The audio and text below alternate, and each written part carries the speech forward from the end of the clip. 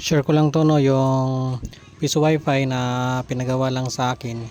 Ang system niya ay LPB. So kapag naghulog ka ng coins ay tinatanggap, kaso hindi walang walang nag-credit na time, kaya ayun, pasokin natin yung admin niya. So ganito lang yung ginawa ko kasi yung pin tree niya sira. So paano palitan yung pin tree? So ilipat natin sa pin 15. So diyan, click mo, may makikita kang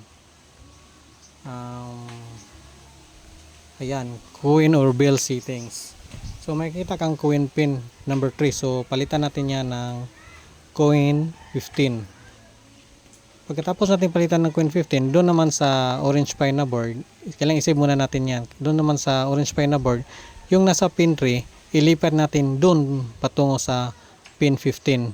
Pagkatapos nyan, ay subukan nating mag-insert coins kung may credit na ba. I-testing natin. Umuras ba?